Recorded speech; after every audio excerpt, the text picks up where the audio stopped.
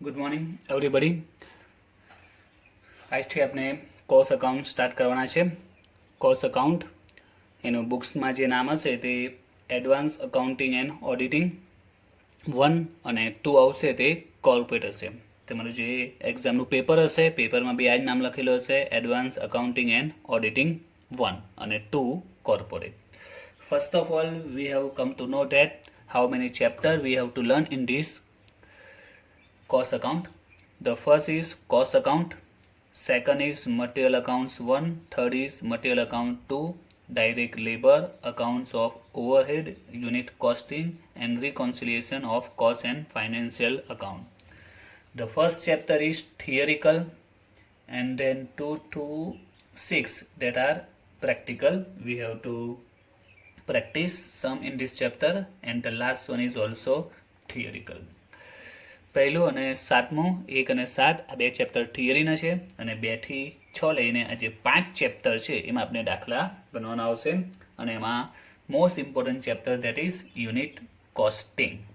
જે આપણે cost account બનીએ છીએ તો કોસ્ટ અકાઉન્ટનું જે બેઝિક નોલેજ છે એ બધું આપણને યુનિટ કોસ્ટિંગમાં ખબર પડશે કે કોસ્ટ અકાઉન્ટ્સનો મોસ્ટ ઇમ્પોર્ટન્સ ટર્મ શું છે એ છે યુનિટ કોસ્ટિંગ. તો જ્યારે આવશે ત્યારે જોઈશું. Today we are going to start chapter number 2, material account 1. So first of all we have to learn what is material account and why we prepare material account and how. તો material account શું છે પહેલા એ સમજવાનું છે. material account માં શું આવશે? તો material, we know very well what is material. Whenever we product any item we need material, many types of material, small, medium, little. Okay, તો આપણે જ્યારે કોઈ પણ પ્રકારનું મટીરિયલ કોઈ પણ પ્રોડક્શન કરતા હોય છે એમાં મટીરિયલ એનો મેઇન પાર્ટ્સ હોય છે, મટીરિયલની આપણે રિક્વાયર હોય છે. તો મટીરિયલ ઘણા પ્રકારનું આવતું હોય છે, બરાબર છે. નાનું મોટું બલ્કમાં ક્વોન્ટિટીમાં વધારે ઓછું આપણે લેવું પડતું હોય છે. તો એ મટીરિયલનો અકાઉન્ટ્સ એનો હિસાબ રાખવો ખૂબ જ જરૂરી છે. કારણ કે આપણે ખબર છે કે જે નાના નાના એક્સપેન્સ હોય ને કોઈ પણ બિઝનેસમાં જે સ્મોલ એક્સપેન્સ હોય છે, નાના નાના એક્સપેન્સ એ ઘણા થતા હોય છે અને આપણે ઘણી વાર જ્યારે બધા હિસાબો લખતા હોય છે ત્યારે નાના ખર્ચા આપણે ધ્યાન બહાર રહી જતા હોય છે, બરાબર છે. એટલે એના માટે મટીરિયલનું અકાઉન્ટ્સ લખવું ખૂબ જ જરૂરી છે. ઓકે, કંપની લેવલનું આપણે બધું કોઈની વાત કરીએ છીએ, કંપની લેવલનો હિસાબ આપણે બને છે. આખું જે કોસ્ટ અકાઉન્ટ છે ઇન્શ્યોર આખું આપણે એસવાય બીકોમ છે કંપની લેવલના આપણે એકાઉન્ટ્સ બનીએ છીએ.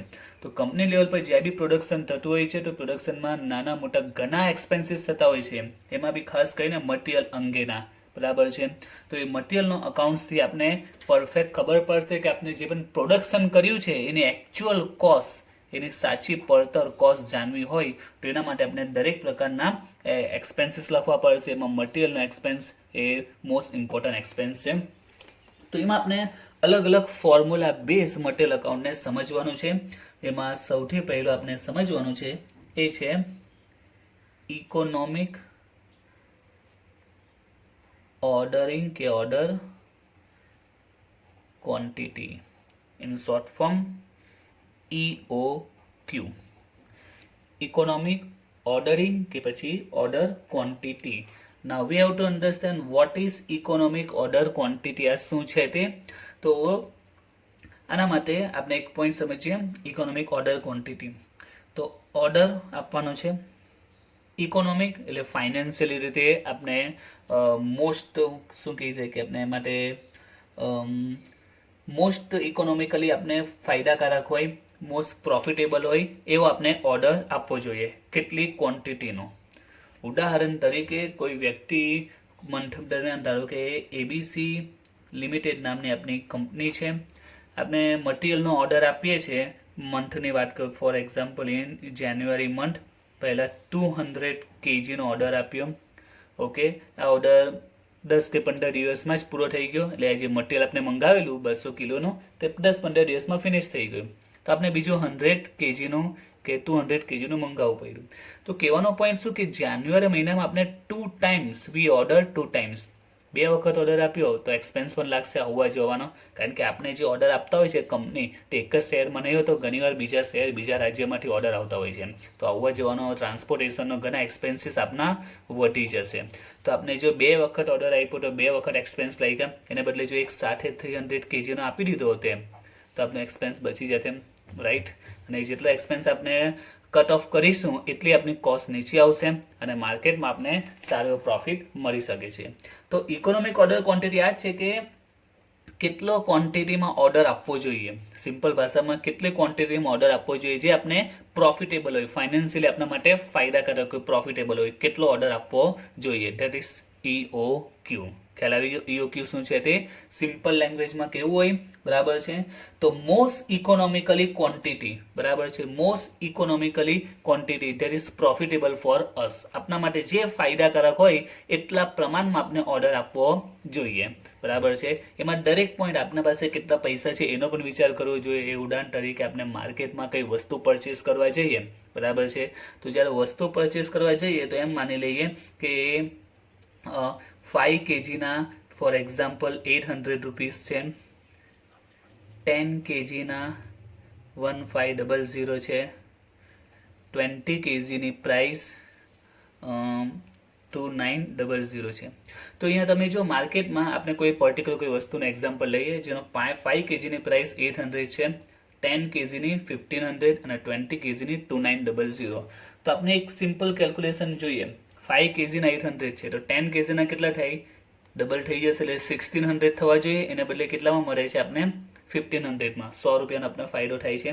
અને એ જ પ્રમાણે 10 kg 1500માં છે તો 20 kg આપણે 300માં પડે, પણ એ 2900માં આમાં બી 100નો ફાયદો થાય છે. તો અમારી કઈ ક્વોન્ટિટી આપણે લેવી જોઈએ? તો આપણે કહીએ કે 20 kgમાં વધારે ફાયદો થાય છે, બરાબર છે, પરંતુ ઇકોનોમિક ઓર્ડર ક્વોન્ટિટી કઈ કહેવાશે? આ 10 kg કહેવાશે, બરાબર. એનું કારણ એ છે કારણ કે આમાં આપણે 3000 ઇન્વેસ્ટમેન્ટ કરવા પડશે ને આપણા પૈસા બી એટલા રોકાશે ને. એક સિમ્પલ માર્કેટમાં કોઈ વસ્તુ સસ્તું મળે, એક સિમ્પલ સામાન્ય ઘરની વાત કરીએ, કોઈ માર્કેટમાં વસ્તુનો ભાવ એકદમ ઘટી ગયા હોય તો શું આપણે એનો ઘરમાં જથ્થો ભરી નાખીએ છીએ? ના, કારણ કે જો બધી વસ્તુ આપણે બધા પૈસા એમાં ખર્ચી ના કરે, આપણે બીજા બી ખર્ચા ઘર ચલાવવા માટે કરવાનો હોય ને. ધારો કે કોઈ વ્યક્તિનો મંથલી એક્સપેન્સ 10,000 છે, હવે બજારમાં માની લો કે તુવેર છે, ખાંડ છે, આ બધી જે સામાન્ય વસ્તુ છે એના ભાવ એકદમ ઘટી જાય તો આપણે શું 40, 50, 200, 300 કિલો ઘરમાં ભરી દઈશું? ના, કારણ કે આપણે ઘર ચલાવવા માટે બીજા બી પૈસા જરૂર પડશે. તો આમાં પણ એ જ છે કે એ રીતે ઓર્ડર આપવો જોઈએ એટલી ક્વોન્ટિટી આપણે ઇકોનોમિકલી ફાયદો રહે અને બીજા એક્સપેન્સ માટે પણ હાથ પર પૈસા રહી શકે. હવે આપણે એનું ફોર્મ્યુલા જોઈએ.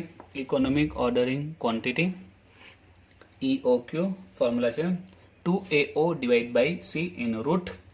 તો અહીંયા AOC શું છે તે જોઈએ.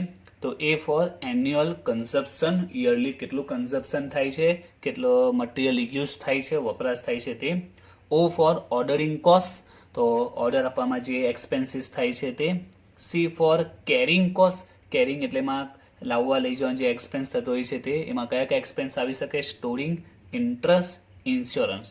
આમ તો ઘણા એક્સપેન્સ આવે છે પણ આપણે જે ચેપ્ટર છે એમાં 3 એક્સપેન્સ કન્સિડર કર્યા છે. સ્ટોરિંગ એક્સપેન્સ, ઇન્ટરેસ્ટનો જે એક્સપેન્સ થાય છે તે અને ઇન્સ્યોરન્સનો, બરાબર છે. તો યાદ રાખજો A for annual consumption, O for ordering cost and C for carrying cost. તો યાદ રહેવું છે જ A for annual consumption, O for order, O for ordering cost અને C ફોર કેરિંગ કોસ્ટ, બરાબર છે, જેમાં સ્ટોરેજ, ઇન્ટરેસ્ટ એન્ડ ઇન્સ્યોરન્સનો એક્સપેન્સ આવી શકે. હવે આમાં થોડું ચેન્જીસ પણ આવી શકે છે, ફોર્મ્યુલા ચેન્જ થઈ શકે છે. તો વેન કેરિંગ કોસ્ટ એટલે કે જે C છે તે carrying cost is given in percentage, જ્યારે કેરિંગ કોસ્ટ C પર્સન્ટેજમાં હશે તો ફોર્મ્યુલા ચેન્જ થઈ જશે. ફોર્મ્યુલા એનું એ જ છે, ડિવિઝનમાં P એક્સ્ટ્રા એડ થઈ જશે, C સાથે P આવી જશે. તો what is P? P is equal to price અથવા તો કોસ્ટ, જે આપણે ઓર્ડર આપીએ છીએ એ મટીરિયલની પ્રાઇસ અને કોસ્ટ જે હશે તે. તો સિમ્પલ છે ફોર્મ્યુલા, બરાબર છે. જ્યારે દાખલામાં કેરિંગ કોસ્ટ રૂપીસમાં આપ્યું હોય, for example carrying cost 10 rupees હોય, કેરિંગ કોસ્ટ કેટલી હોય? 10 રૂપીસ, બરાબર છે. તો we have to use this formula. અને જો કેરિંગ કોસ્ટ 10% હોય તો આ ફોર્મ્યુલા યુઝ કરીશું. ક્લિયર થઈ ગયો? બેમાંથી કયું ફોર્મ્યુલા યુઝ કરવાનું? તો સિમ્પલ જ છે, કેરિંગ કોસ્ટ 10 રૂપીસમાં હશે, જો રૂપીસમાં હશે તો આ ફોર્મ્યુલા યુઝ કરીશું. અને જો એ પર્સન્ટેજ હશે 10% તો પછી આ સેકન્ડ ફોર્મ્યુલા યુઝ કરીશું. Now let's start some of this chapter 2 material account. Look at the sum number 1. Calculate the economic order quantity means EOQ from the following information. Okay, we have to find out economic order quantity શોધવાનું છે. ઇન્ફોર્મેશનમાં આપેલું છે annual consumption આપ્યું છે, cost per unit 50 rupees, cost of placing an order 20 rupees, cost of storing unit 10%. Okay, EOQ find out કરવાનું છે. આપણે formula અત્યારે આપણે જોયા જ છે, EOQના બે ફોર્મ્યુલા છે તે. તો સૌથી પહેલા જે પણ ઇન્ફોર્મેશન આપેલી છે એને ડિનોટેડ કરી દઈએ. Okay, first of all annual consumption. Now what is annual consumption is denoted by annual consumption is equal to A. Okay, we can say that A is equal to 31,250 unit. Then cost per unit, cost is given. Now what is cost? The cost means price, means P. So P is given 50 rupees. Then cost of placing an order, cost of placing an order. Now what is cost of placing an order? That is O, ordering cost. Okay, ordering cost, placing an order. Okay, cost of placing an order, that is ordering cost, means O. O is equal to 20 rupees. And the last, cost of storing unit, storing expense. Now what is storing? That is carrying cost. Carrying cost included storing cost, interest, insurance. Okay, that's all are carrying cost, that is C. So means it's a C 10%. So we have A, P, O and C, right? Now there are two formula for EOQ. The first is 2AO divided by C in root, and the second is 2AO divided by CP in root. Now which formula we will apply? Okay, બેમાંથી કયો formula આપણે use કરીશું? It's depend on carrying cost means C. તો C પર depend કરશે carrying cost C. તો C જો રૂપીસમાં હશે, સમજાયું તે રીતે, if C is equal to 10 rupees means 10, 20 કોઈ પણ હોઈ શકે. The important is in rupees. જો C રૂપીસમાં હશે તો આપણે ફર્સ્ટ ફોર્મ્યુલા યુઝ કરીશું. But C is given in percentage. Okay, that's a percentage. Then we will follow this formula. આ 10 પર ઇગ્નોર કરજો, બરાબર. અમાઉન્ટ જે તે તમારે આ જોવાનું છે કે રૂપીસમાં હોય તો ફર્સ્ટ ફોર્મ્યુલા, પર્સન્ટેજમાં હોય તો સેકન્ડ ફોર્મ્યુલા. તો look at the sum. The C is 10%. તો C કેમાં આપેલો છે? પર્સન્ટેજમાં આપેલો છે. તો પર્સન્ટેજમાં આપેલો છે તો આપણે સેકન્ડ ફોર્મ્યુલા યુઝ કરીશું. તો formula is EOQ in root T2AO divided by CP. Value મૂકી દઈએ આપણે. A ની વેલ્યુ છે 31250, O is equal to 20 divided by C, C 10% and 50.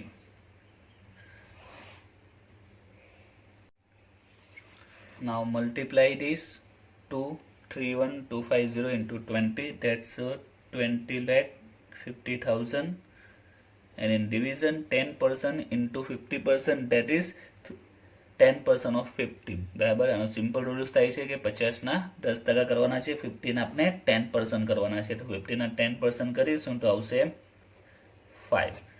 12,50,000 divided by 5, that is 2,50,000 in root. Route કરી આપણે answer આવશે 500. અને એની સાથે આપણે અહીંયા યુનિટ લખવું પડશે. તો એમાં આપણે જોઈએ કન્ઝપ્શન કેમાં છે? યુનિટમાં છે. તો અહીંયા યુનિટ લખીશું. જો કન્ઝપ્શન લીટરમાં હોતે તો લીટર, કેજીમાં હોય તો KG. 500 units. Okay, now start the second sum. Calculate EOQ from the following information. Monthly consumption 3375 unit, cost of placing an order rupees 5 per unit, insurance cost per unit 1, interest cost per unit 0.50, storing cost per unit 0.50 and cost per unit 10. તો અહીંયા પણ આપણે અગાઉની જેમ EOQ find out કરવાનું છે. તો જે પણ ઇન્ફોર્મેશન આપેલી નોટેટ કરીએ. સૌથી પહેલા મંથલી કન્ઝપ્શન છે 3375 બરાબર છે. એ શું છે? મંથલી કન્ઝપ્શન છે. નાઉ in our formula A is also consumption, but A is a annual consumption. A means કયું consumption? Annual. ને અહીંયા જે consumption આપેલું એ કેવું આપેલું છે? monthly. ઓકે, તો આપના માટે A means annual એટલે કે વર્ષનું યરલી કન્ઝપ્શન કેટલું છે તે, અને અહીંયા મંથલી આપેલું છે તો એને યરલીમાં કન્વર્ટ કરીશું એટલે આપણે A મળી જશે. તો 3375 યુનિટ આપેલું છે, મંથલી આપેલું છે, આપણે યરલી જોઈએ છે, એન્યુઅલ જોઈએ છે, તો 12 મંથ સાથે આપણે મલ્ટીપ્લાય કરી દઈએ તો આન્સર આવશે 40500. ઓકે, તો remember this thing, consumption always consider annual in this formula. Okay, આ સૂત્ર જ્યારે પણ આપણે યુઝ કરીએ ત્યારે A means annual consumption ખાસ યાદ રાખજો. ક્વેશ્ચનમાં ઘણીવાર મંથલી આપે, બાય મંથલી આપે, બરાબર છે, ટ્રાય મંથલી આપે, 6 મંથલી આપે, 2 મહિનાનું, 3 મહિનાનું, 6 મહિનાનું, કેટલા પણ મહિનાનું આપી શકે. તમે એને યરમાં કન્વર્ટ કરી નાખવાનું. Always we will consider annual consumption, right. Now the second is cost of placing an order, that is ordering cost. Cost of placing an order, ordering cost means O, that is rupees 5. Then insurance cost. Now what is insurance cost? Look at, that is C, carrying cost, because carrying cost includes storing expense, interest expense and insurance, and that's a insurance expense, interest and storage. ત્રણે expense આપેલા છે અને ત્રણે carrying કોસ્ટમાં included થાય છે. તો ક્વેશ્ચનમાં તમને ઘણીવાર કેરિંગ કોસ્ટ આપી દે, એકલું સ્ટોરિંગ આપી દે, એકલું ઇન્ટરેસ્ટ આપે, એકલું ઇન્સ્યોરન્સ અથવા ત્રણે આપે. તો આ બધામાંથી કંઈ પણ આપે, બધા સીના જ અલગ અલગ પાર્ટ્સ છે. તમે આ બધાને ભેગું કરી નાખવાનું.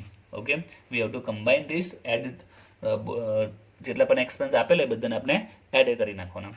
તો અહીંયા insurance, interest and storage cost આપેલી છે. ઇન્સ્યોરન્સ, ઇન્ટરેસ્ટ એન્ડ સ્ટોરેજ, તો ત્રણે કેરિંગ કોસ્ટના જ પાર્ટ છે. તો આપણે ત્રણેયનો ટોટલ કરી દેવાનો, એ આપણો બનશે સી, કેરિંગ કોસ્ટ. તો સી ત્રણેયનો ટોટલ કરીએ, 1 0.5 પ્લસ 0.5 that is 2. ક્લિયર? તો સીમાં યાદ રાખજો, જે ફર્સ્ટ સમજો એમાં સ્ટોરિંગ કોસ્ટ આપેલી, ધેટ્સ સી, ઇન્ટરેસ્ટ આપે એ પણ સી, ઇન્સ્યોરન્સ આપે એ પણ સી, કેરિંગ કોસ્ટ તો સી છે જ. અને જો અલગ અલગ આપેલું હોય, કોઈ ક્વેશ્ચનમાં સ્ટોરિંગ કોસ્ટ અને ઇન્ટરેસ્ટ આપે તો બંનેનો ટોટલ કરી નાખવાનો, ઇન્ટરેસ્ટ અને ઇન્સ્યોરન્સ આપે તો બંનેનો ટોટલ, ત્રણે આપે તો ત્રણેનો ટોટલ આપણે કરી લેવાનું, જે કહેવાશે આપણો સી.